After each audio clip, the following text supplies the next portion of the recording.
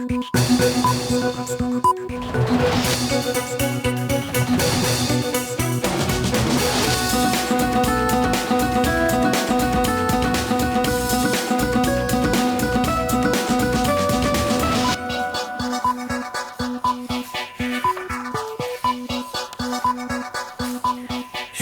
স্বাগত দুপুরের মাছরাঙ্গা সংবাদে। আপনাদের সঙ্গে আছি আমি সাবরিনা হাসনাত। শুরুতে গার্ডিয়ান লাইফ ইন্স্যুরেন্স সংবাদ শিরোনাম। কয়লা আমদানি ব্যাহত হলে রামপাল বিদ্যুৎ ফের বন্ধ হওয়ার আশঙ্কা। আগামী জুনে চালু হবে তাপ বিদ্যুৎ কেন্দ্রের দ্বিতীয় ইউনিট। দিনাজপুরের হিলিতে গভীর নলকূপের জমির মালিকানা দ্বন্দ্বে ২০০ বিঘা জমির বড় আবাদ অনিশ্চিত। সেচের অভাবে নষ্ট হয়ে যাচ্ছে বীজতলা। এবং পোস্টার ব্যানার জঞ্জালমুক্ত পাবনা ঈশ্বরদী মহাসড়কের দাসুরিয়া গোল চত্বর। ফুল বাগানের সৌন্দর্যে মুগ্ধ সবাই। দর্শক শুনছিলেন শিরোনাম, এবারে বিস্তারিত। পর্যাপ্ত কয়লার অভাবে ১ মাস বন্ধ থাকার পর পুনরায় উৎপাদন শুরু করেছে রামপাল তাপ বিদ্যুৎ কেন্দ্রের প্রথম ইউনিট। তবে এলসি জটিলতা স্বাভাবিক না হলে আবারও ব্যাহত হবে কয়লা আমদানি। ফলে কেন্দ্রটি চালু রাখা কঠিন হয়ে পড়বে বলছেন প্রকল্প সংশ্লিষ্টরা। রামপাল ঘুরে এসে প্রতিবেদন তৈরি করেছেন জাহেদ সেলিম, ছবি তুলেছেন জহিরুল হুদা। সুন্দরবন থেকে ১৪ কিলোমিটার দূরে পশুর নদীর তীর ঘেঁষে ১,৮৯৪ একর জমি নিয়ে নির্মাণ করা হচ্ছে রামপাল কয়লাভিত্তিক তাপবিদ্যুৎ কেন্দ্র।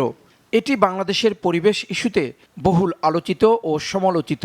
নির্মাণ শুরুর ১ যুগ পরে গত ১৫ আগস্ট বিদ্যুৎ কেন্দ্রটির প্রথম ইউনিট পরীক্ষামূলক উৎপাদন শুরু করে। এরপর ১৭ ডিসেম্বর থেকে জাতীয় গ্রিডে শুরু হয় বিদ্যুৎ সরবরাহ। কিন্তু এর মধ্যেই দেখা দেয় কয়লা সংকট, বন্ধ হয়ে যায় উৎপাদন। The LC is not open for the entire quantity. We are getting whatever is the last order of 3 lakh ton, and the next repeat order is also placed. The LC opening is an ongoing and continuous process. We are hopeful now there may not be the interruption, but of course if the Bank of Bangladesh is not releasing the dollar or concerned bank is not releasing, there I will not be able to make any comment. But what I understand that the highest quarter of the government have indicated that for the coal import, release of the dollar should be the priority because of to avoid the energy crisis. So hopefully the things will improve. ২ unit বিশিষ্ট ১৩২০ megawatt উৎপাদন সক্ষমতার বিদ্যুৎ কেন্দ্রটির দ্বিতীয় unit উৎপাদনে আসবে আগামী June মাসে। আর পুরো বিদ্যুৎ কেন্দ্রের মোট কাজের অগ্রগতি ৮৩%, বলছেন প্রকল্প পরিচালক। Unit number 2, the task is smaller because only the main plant, boiler and turbine are to be commissioned along with the FGD. The rest of the facilities are already commissioned for unit number 1, they will be used for unit number 2. Whether it is water system, whether it is coal system, whether it is the ash system, these are the bigger facilities. And these will be utilized for unit number 2 also. That's why the unit number 2, we don't anticipate much delay. কেন্দ্রটিতে কয়লা মজুদের সক্ষমতা রয়েছে ৩ মাসের। নিয়ম অনুযায়ী ১ মাসের কয়লা মজুদ রাখার বাধ্যবাধকতা থাকলেও প্রথম ইউনিটের উৎপাদন বন্ধ হওয়ার আগে কয়লার কোনো মজুদ ছিল না। চালু হওয়ার মাত্র ২৭ দিনের মাথায় কয়লার সংকটের কারণে গত ১৪ই জানুয়ারি উৎপাদন বন্ধ হয়ে যায় এই বিদ্যুৎ কেন্দ্রের। দীর্ঘ ১ মাস পর মাত্র ৬ দিনের মজুদ নিয়ে আবারও উৎপাদনে আসলো কেন্দ্রটি। এটি চালু রাখতে প্রতিদিন ৫,০০০ মেট্রিক টন কয়লার প্রয়োজন হবে, যেটির যোগানকে সবচাইতে চ্যালেঞ্জ হিসেবে দেখছেন রামপাল বিদ্যুৎ কেন্দ্র কর্তৃপক্ষ। জাহিদ সেলিম, মাছরাঙা সংবাদ, রামপাল তাপবিদ্যুৎ কেন্দ্র, বাগেরহাট। দিনাজপুরের হিলিতে গভীর নলকূপের জমির মালিকানা নিয়ে দুপক্ষের দ্বন্দ্বে ২০০ বিঘা জমির বড় আবাদ অনিশ্চিত হয়ে পড়েছে। সেচের অভাবে এরই মধ্যে নষ্ট হয়ে গেছে অনেকগুলো বীজতলা। হিলি প্রতিনিধি হালিম আল রাজির পাঠানো তথ্য, ছবি নিয়ে ডেস্ক রিপোর্ট। গেল বছর ডিসেম্বরে উপজেলার খট্টা মাধবপাড়া ইউনিয়নের বলরামপুর গ্রামে কৃষি জমিতে সেচ দেওয়ার গভীর নলকূপটি নিজ জমিতে বসানো হয়েছে দাবি করে তাতে তালা ঝুলিয়ে দেন স্থানীয় ইউপি সদস্য বিনুল ইসলাম।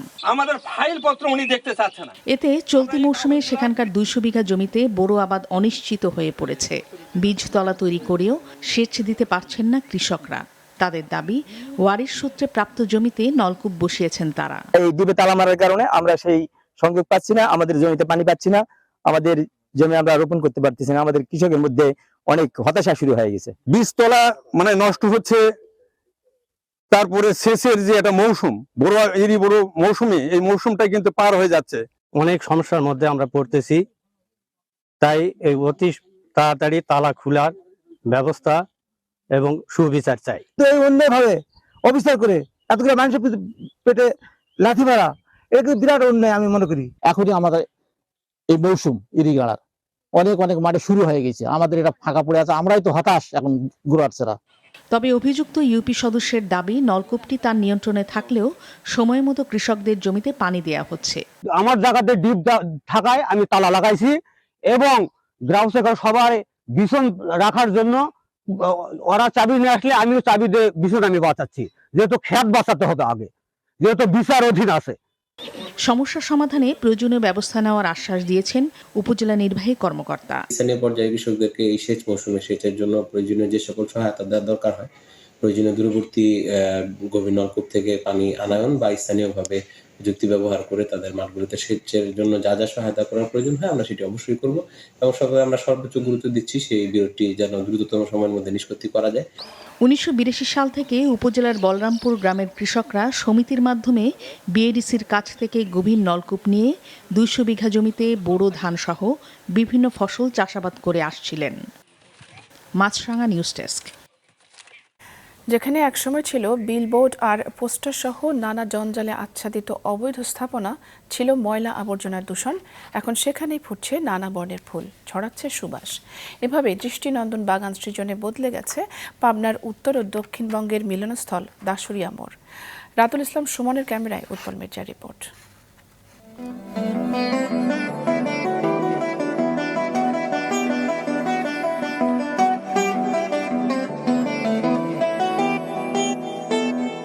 পাখির চোখে দেখা নান্দনিক এই মনোমুগ্ধকর ফুলের ক্যানভাসটি কোনো চিত্রশিল্পীর আঁকা নয়, এটি নানা বর্ণের বাহারি ফুলের বাগান সৃজনে বদলে যাওয়া দেশের উত্তর ও দক্ষিণ অঞ্চলের মিলনস্থল পাবনা ঈশ্বরদী মহাসড়কের দাসুরিয়া মোড়ের গোল চত্বর, যেখানে তৈরি করা হয়েছে জাতির পিতা বঙ্গবন্ধু শেখ মুজিবুর রহমানের মুরাল।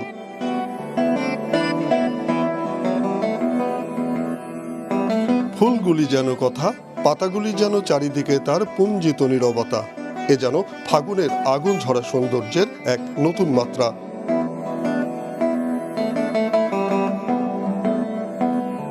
এখানে একসময় ছিল বিভিন্ন রাজনৈতিক দলের পোস্টার, ব্যানার, ফেস্টুন আর বড় বড় বিলবোর্ড সহ অবৈধ স্থাপনার জঞ্জাল।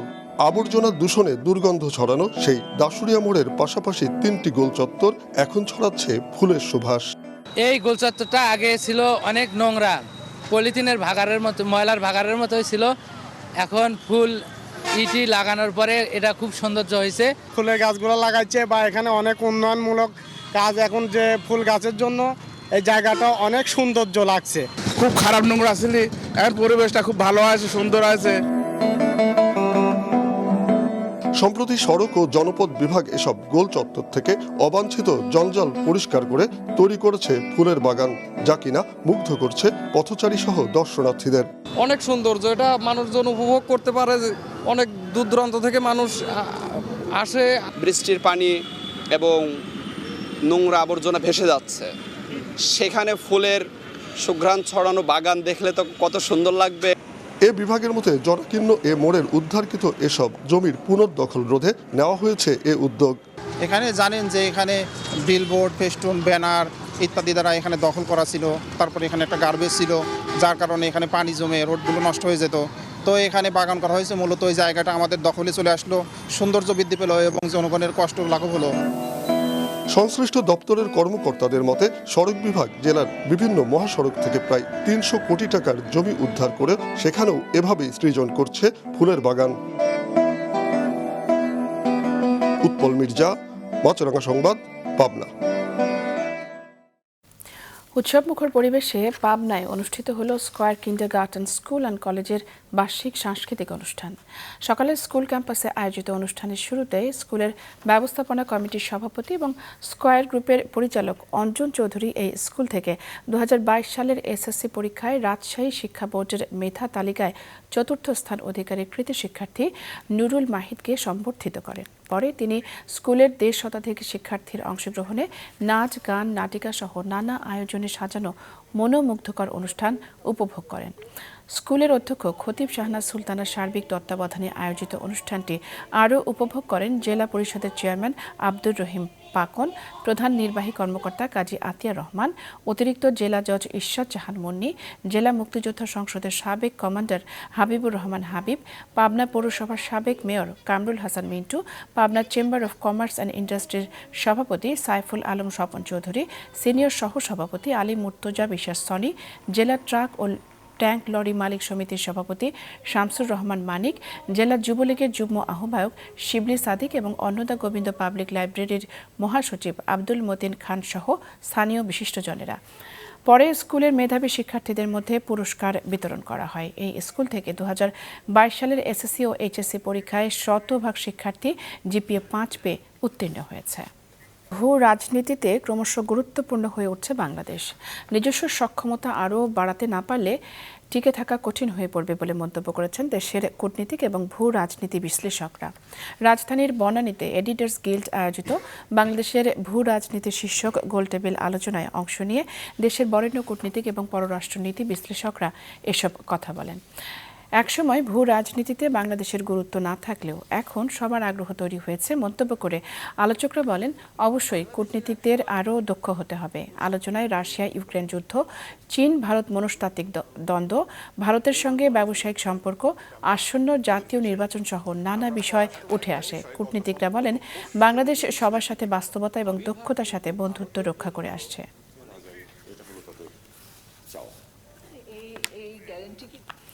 ছুটির দিনের শিশু প্রহরে বইমেলায় আজ উপচে পড়া ভিড়। সিসিমপুরের আকর্ষণ আর নিজের পছন্দ অনুযায়ী বই কেনার আনন্দ নিতে নানা বয়সী শিশুদের উচ্ছল অংশগ্রহণে জমজমাট হয়ে ওঠে মেলা। কাঙ্ক্ষিত বিক্রিতে আনন্দিত প্রকাশকরাও।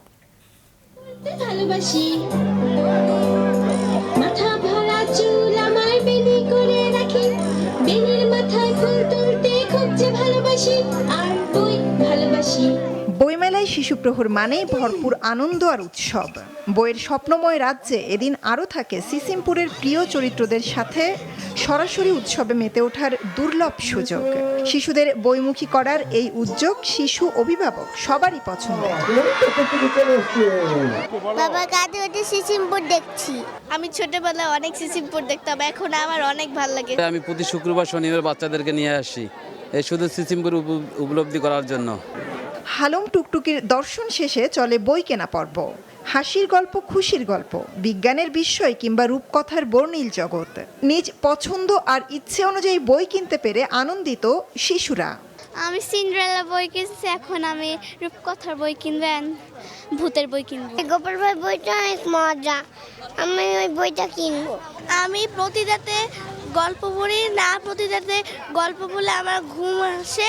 বছরে একটা বইমেলা হয়, সেই বইমেলা আসবে, বই কিনবে, এই যে একটা অভ্যাস তৈরি করা, এইটার জন্যই প্রত্যেক বছরই আসি, বাচ্চাকে নিয়েই আসি। মেলার অর্ধেকের বেশি সময় পেরিয়ে আজ 18তম দিন। হাসি ফুটেছে বিক্রেতাদের মুখে। প্রত্যাশার চেয়ে বেশি বিক্রি আশাবাদী করে তুলেছে তাদের। সবকিছু ঠিক থাকলে সামনে এই বিক্রি আরও বাড়বে। সব মিলিয়ে খুবই ভালো অবস্থা। 2 বছরে যতটা অসফল ছিলাম, এবার আমরা যথেষ্ট সফল। আমরা আশাবাদী যত ভালো হয়েছে, দিন আরও যখন রয়েছে আরও ভালো হবে। বাবা মারা কন্টেন্ট বেস বইগুলো বেশি খুঁজে, যেখান থেকে একটা মেসেজ আসে বাচ্চার কাছে, যে বইগুলোর ইলাস্ট্রেশন সুন্দর। তবে শিশু প্রহরে পিছিয়ে ছিল না বড়রাও। সকাল থেকেই ভিড় বাড়ে মূল মেলায় বড়দের বইয়ের স্টলগুলোতেও। ছুটির দিনে অনেক পাঠকই সেরে নেন দরকারি বই সংগ্রহের কাজটি। মৌমিতা জান্নাত, মাছরাঙা সংবাদ, ঢাকা। গণতন্ত্র পুনরুদ্ধার, সরকারের পদত্যাগ এবং দলের নেতাকর্মীদের মুক্তি সহ 10 দফা দাবিতে কেন্দ্রীয় কর্মসূচির অংশ হিসেবে বিভিন্ন বিভাগীয় শহরে পদযাত্রা করছে বিএনপি। দুপুর 12টায় বরিশাল নগরীর সদর রোড এলাকায় দলীয় কার্যালয়ের সামনের চত্বরে সমাবেশ করে মহানগর বিএনপি। পরে সেখান থেকে পদযাত্রা নিয়ে বিভিন্ন এলাকার প্রধান প্রধান সড়ক প্রদক্ষিণ করে সদর রোডে গিয়ে শেষ হয়। কর্মসূচি সফল করতে চট্টগ্রাম নগরীর কাজী দেউরি নসিমন ভবন দলীয় কার্যালয়ের সামনে জড়ো হচ্ছেন বিএনপি ও অঙ্গ সংগঠনের নেতাকর্মীরা। কিছুক্ষণের মধ্যে সংক্ষিপ্ত সমাবেশ শেষে পদযাত্রা করবেন তারা।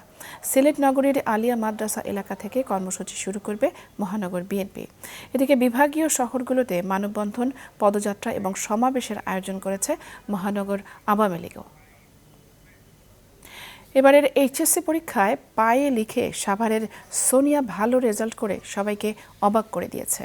হুইল চেয়ারে বসে পরীক্ষায় অংশ নেওয়া যশোরের জ্যোতি হোসেন পেয়েছেন জিপিএ 5। খাগড়াছড়িতে মেয়ের সাথে মায়ের এইচএসসি পাস চমকে দিয়েছে অনেককেই। Desk report. পা দিয়ে লিখেই এইচএসসি পরীক্ষায় মানবিক বিভাগে জিপিএ 4.33 পেয়েছেন সাভার সরকারি কলেজের শিক্ষার্থী সোনিয়া আক্তার। জন্ম থেকেই দুটি হাত নেই সোনিয়ার, পা দুটোর একটি অন্যটির চেয়ে ছোট। সেই পা দিয়ে লিখেই এবার এসএসসি জয় করেছে সোনিয়া। বিশ্ববিদ্যালয়ে ভর্তির পাশাপাশি জানালেন তার স্বপ্নের কথা। সোনিয়ার আক্ষেপ, এই খুশিতেও উচ্ছ্বাসে জড়িয়ে ধরতে পারছেন না মাকে। কৃত্রিম হাত হলে এই ইচ্ছেটা পূরণ হবে তার, আছেন সেই অপেক্ষায়। আমার মা অনেক কষ্ট করে আমাকে পড়াশোনা করাইছে, আর যার অবদান তো বুঝতেই পারছেন যে আমার মা না থাকলে হয়তো আমি এত দূর আসতে পারতাম না। আমার মেয়ের জন্য সবাই দোয়া করবেন, আর যাতে ও ভালো একটা শিক্ষিত মানুষ হতে পারে। ইচ্ছাশক্তির কাছে কোনো কিছুই অসম্ভব নয়, তা প্রমাণ করেছেন যশোরের অদম্য মেধাবী জ্যোতি হোসেন। হাত পা বিকল, তা নিয়েই এবারের এইচএসসি পরীক্ষাতে জিপিএ 5 পেয়ে সবাইকে অবাক করেছেন। শ্রুতিলেখকের সাহায্য নিয়ে 2020 সালের এসএসসি পরীক্ষায় অংশ নিয়েও জিপিএ 5 পেয়ে মেধার সাক্ষ্য রাখে জ্যোতি। এরই ধারাবাহিকতায় বিজ্ঞান বিভাগ থেকে এবছর এইচএসসি পরীক্ষাতেও জিপিএ 5 পেয়ে সবাইকে তাক লাগিয়ে দিয়েছেন এই অদম্য মেধাবী। মা বাবা জানায় জ্যোতি হোসেন 3.5 বছর বয়সে এক দুর্ঘটনায় চলার শক্তি হারিয়ে ফেলেন। মেয়েকে সুস্থ করে স্বাভাবিক জীবনে ফিরিয়ে আনতে অনেক চেষ্টা চালিয়েও ব্যর্থ হয় পরিবার। তাই হুইল চেয়ারে বসেই এগিয়ে যাচ্ছে সাফল্যের দিকে। এখন জ্যোতির প্রথম পছন্দ যশোর বিজ্ঞান ও প্রযুক্তি বিশ্ববিদ্যালয়ে ভর্তি হওয়ার। সমাজে তো আমার মতো আরো অনেক মানুষ রয়েছে, আমি শুধু তাদের এটাই বলবো যে তারা যেন তাদের অবস্থা নিয়ে দমে না যায়, তারাও যেন লেখাপড়া করে নিজের পায়ে দাঁড়ানোর চেষ্টা করে, যাতে তারা কোনো সময় অন্যের পর বোঝা না হয়ে দাঁড়ায়। এখন চাই আমিও একটা ভালো ইউনিভার্সিটিতে ভর্তি হই এবং লেখাপড়ার জীবনটা শেষ করে কর্মজীবনে পা দিই। এই রেজাল্টের কারণে আমি আশা করি তার ভবিষ্যৎ যাতে আরো উজ্জ্বল হয়। অন্যদিকে খাগড়াছড়ির পানছড়িতে পাহাড়ি বাঙালি দুইটি পরিবারেই মা ছেলে ও মা মেয়ের একসাথে এবারের এইচএসসি পরীক্ষায় পাশ করেছে। মানকের প্রতি চাকমা ও তার ছেলে সুমেন চাকমা একই সাথে এইচএসসি পাশ করেন। আমার আশা আমি যতদূর পারি আমি লেখাপড়া করব। হয়তো আমার অর্থনৈতিকভাবে তেমন নাই, সচ্ছল নাই, তারপরে আমি কষ্টের মধ্যে হলেও আমি চেষ্টা। আমিও খুব খুশি হয়েছি, মানে একসাথে পরীক্ষা দিয়ে একসাথে পাস করছি। একই উপজেলা সদরে ইসলামপুর এলাকায় কাঠ ব্যবসায়ী ইকবাল হোসেনের স্ত্রী রাবেয়া আক্তার ও তার মেয়ে ইসরাত জাহান মানবিক বিভাগে জিপিএ 4 পেয়ে পাশ করেছে। সজীব সাদিক, মাছরাঙা নিউজ ডেস্ক। 50তম প্রতিষ্ঠাবার্ষিকী উপলক্ষে আগামী 11 মার্চ থেকে 3 দিনব্যাপী বিজনেস সামিটের আয়োজন করতে যাচ্ছে এফবিসিসিআই। দুপুরে রাজধানীর একটি হোটেলে সংবাদ সম্মেলনে এই তথ্য জানানো হয়। এই সামিটের মাধ্যমে দেশের বাণিজ্য ও বিনিয়োগ সম্ভাবনা, বাধা এবং উত্তরণের উপায় খুঁজে বের করতে ব্যবসায়ী, বিনিয়োগকারী, বিশ্লেষক এবং নীতি নির্ধারকদের নিয়ে 3টি প্ল্যানারি সেশন, 13টি প্যারালাল সেশনের আয়োজন করা হয়েছে। এফবিসিসিআই সভাপতি বলেন, এই আয়োজনের উদ্দেশ্য শুধু দেশের রপ্তানি ত্বরান্বিত করা নয়, বরং বিদেশি বিনিয়োগ আকর্ষণ করা। একই সাথে ব্যবসায়ীদের উৎসাহ দিতে দেয়া হবে বিজনেস এক্সেলেন্স অ্যাওয়ার্ড। আন্তর্জাতিক এই সম্মেলনে 12 থেকে 15 দেশের মন্ত্রীদের পাশাপাশি বিভিন্ন দেশের বৃহৎ কোম্পানির প্রতিনিধিরাও অংশ নেবেন। এবারে আন্তর্জাতিক। তুরস্ক ও সিরিয়ায় শক্তিশালী ভূমিকম্পে নিহত মানুষের সংখ্যা 45,000 ছাড়িয়েছে। এর মধ্যে তুরস্কেই এ পর্যন্ত 39,672 জনের মরদেহ উদ্ধার করা হয়েছে। কর্তৃপক্ষের আশঙ্কা নিহতের সংখ্যা বাড়তে পারে। এদিকে দেশটিতে ভূমিকম্পে 278 ঘন্টা পর 3 ব্যক্তিকে ধ্বংসস্তূপ থেকে জীবিত উদ্ধার করা হয়েছে। তারা সবাই ব্যাপকভাবে ক্ষতিগ্রস্ত হাতাই শহরের বাসিন্দা। অন্যদিকে সিরিয়ায় প্রাণহানি প্রায় 6,000। গৃহযুদ্ধের কারণে সেখানে এখনও ত্রাণ কার্যক্রম ব্যাহত হচ্ছে। তবে গেল কয়েকদিনে ত্রাণবাহী 174টি ট্রাক উত্তর সিরিয়ায় পৌঁছেছে বলে জানিয়েছে জাতিসংঘ। যুক্তরাষ্ট্রের মিসিসিপি অঙ্গরাজ্যে গোলাগুলির ঘটনায় অন্তত 6 জন নিহত হয়েছে। নিহতদের মধ্যে হামলাকারীর সাবেক স্ত্রীও রয়েছেন। 51 বছর বয়সী সন্দেহভাজনের হামলাকারী রিচার্ড ডালেকে গ্রেফতার করা হয়েছে, তবে তার পরিচয় প্রকাশ করা হয়নি। টেনেসির মেমফিস থেকে 72 কিলোমিটার দক্ষিণে ছোট শহর আর কাবুতলাতে এই ঘটনা ঘটে। যুক্তরাষ্ট্রে চলতি বছর এ পর্যন্ত এটি 73তম বন্দুক সহিংসতার ঘটনা। দেশটিতে প্রতি 100 জনে আগ্নেয়াস্ত্র রয়েছে 120টি। ইউক্রেনের রুশ ভাড়াটে যোদ্ধা বাহিনী ওয়াগনার গ্রুপের 30,000-এরও বেশি যোদ্ধা হতাহতের শিকার হয়েছে। গত বছর ডিসেম্বরের মাঝামাঝি থেকে এ পর্যন্ত প্রায় 9,000 যোদ্ধা নিহত হন। এসব দাবি যুক্তরাষ্ট্রের। হোয়াইট হাউসের জাতীয় নিরাপত্তা কাউন্সিলের মুখপাত্র জন কিরবি জানান, রিক্রুটমেন্টের জন্য অপরাধীদের ওপর অনেক বেশি নির্ভরশীল ওয়াগনার। এদিকে আগামী সপ্তাহে পোল্যান্ড সফরে যাবেন মার্কিন প্রেসিডেন্ট জো বাইডেন। ইউক্রেনে রুশ আক্রমণের 1 বছর পূর্তির সময় এই সফর অনুষ্ঠিত হতে যাচ্ছে। এবারে খেলার খবর। ইংলিশ প্রিমিয়ার লিগে সন্ধ্যা 6:30টায় অ্যাস্টন ভিলার মুখোমুখি হবে আর্সেনাল। আরেক ম্যাচে রাত 9টায় ম্যানচেস্টার সিটির প্রতিপক্ষ নটিংহাম ফরেস্ট। অন্যদিকে স্প্যানিশ লিগে ব্যবধান কমানোর ম্যাচে আজ ওসাসুনার বিপক্ষে মাঠে নামবে রিয়াল মাদ্রিদ। লিগে এই ছিল দুপুরের মাছরাঙ্গার সংবাদে। শেষ করার আগে গার্ডিয়ান লাইফ ইন্স্যুরেন্স সংবাদ শিরোনামগুলো জানিয়ে দিচ্ছে আরো। কয়লা আমদানি ব্যাহত হলে রামপালে বিদ্যুৎ উৎপাদন ফের বন্ধ হওয়ার শঙ্কা। আগামী জুনে চালু হবে তাপ বিদ্যুৎ কেন্দ্রের 2য় ইউনিট। দিনাজপুরের হিলিতে গভীর নলকূপের জমির মালিকানা দ্বন্দ্বে 200 বিঘা জমির বড় আবাদ অনিশ্চিত। সেচের অভাবে নষ্ট হয়ে যাচ্ছে বীজতলা। এবং পোস্টার ব্যানার জঞ্জালমুক্ত পাবনা ঈশ্বরদী মহাসড়কের দাসুরিয়া গোল চত্বর। ফুল বাগানের সৌন্দর্যে মুগ্ধ সবাই। এই ছিল এখনকার মতো। ফেসবুকে আপডেট পেতে ভিজিট করুন মাছরাঙা টেলিভিশনের পেজে। ইউটিউব চ্যানেলেও যে কোনো সময় দেখতে পারেন আমাদের সংবাদ, প্রতিবেদন এবং অনুষ্ঠান। দর্শক, করোনার সংক্রমণ কিন্তু চলছে, পাশাপাশি বাড়ছে বায়ু দূষণ। তাই বাইরে বের হলে নিজে মাস্ক পরুন, অন্যকেও পরতে উৎসাহিত করুন।